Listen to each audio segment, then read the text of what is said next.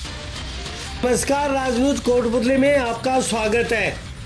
कोटपुतली विधानसभा चुनाव को लेकर भाजपा कार्यकर्ता सक्रिय रूप से एकजुट है और जीत हासिल करने के लिए नेताओं के दौरे व मीटिंग आयोजित कर कार्यकर्ताओं को जीत का मंत्र दे रहे हैं।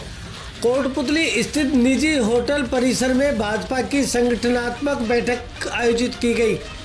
इस दौरान प्रवासी सांसद जुगल किशोर शर्मा, जिला अध्यक्ष श्याम शर्मा, प्रभारी सतवीर यादव ने शिरकत की।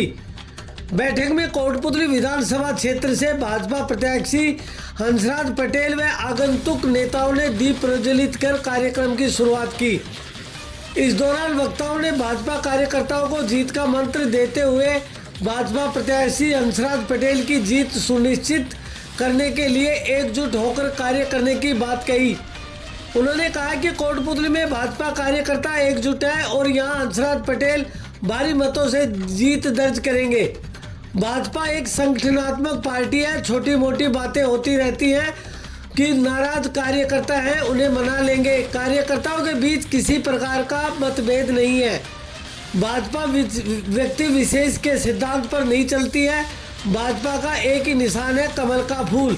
उसी कमल के फूल के नेतृत्व में चुनाव लड़े जा रहे हैं। वक्ताओं ने कार्यकर्ताओं को भाजपा की जीत के लिए बूथ स्तर पर जाकर आमजन को जोड़ने का प्रयास करने की बात कही। हमने बूथ जीत लिया तो समझो चुनाव जीत लिया। इस दौरान प्रवासी सांसद जुगल किशोर शर्मा व जिला अध्यक्ष श्याम शर्मा ने कांग्रेस सरकार को आड़े हाथ लिया। कहा कि कांग्रेस सरकार ने सभी वर्गों के साथ वादा खिलाफी की है। तुष्टीकरण की नीति को बढ़ावा देते हुए दोनों वर्गों में खाई बना दी है। कोटपुतली से भाजपा प्रत्याशी हंसराज पटेल ने कहा कि सभी वर्गों को साथ लेकर कोटपुतली के विकास के लिए कार्य करेंगे।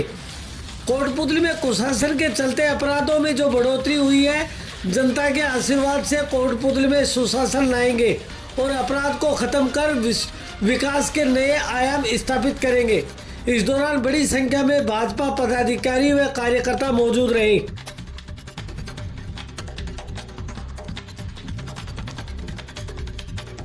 राजस्थान में जो चुनावी बिगुल बजा है, ये जो जयपुर ग्रामीण क्षेत्र की कोटपुतली विधानसभा क्षेत्र है, इस क्षेत्र के कार्यकर्ताओं के साथ आज एक बैठक हुई जिसमें जिला प्रधान, जिला प्रभारी और कोटपुतली के हमारे जो भारतीय जनता पार्टी के कैंडिडेट हंसराज पटेल साहब और बहुत सारे सीनियर कार्यकर्ता, पोलिंग बूथ के कार्यकर्ता, उनकी एक बैठक हुई जिसने सबने एकजुट होकर भारतीय जनता पार्टी के कैंडिडेट हंसराज पटेल साहब को जिताने का संकल्प लिया है। खुशी की बात यह है कि भारतीय जनता पार्टी का बहुत बड़ा संगठन है और कोटपुतली क्षेत्र से भी, यहाँ से और भी वैसे बड़े कार्यकर्ता थे जो चाहते थे कि हमें भी भारतीय जनता पार्टी का टिकट मिले, हम चुनाव लड़ें।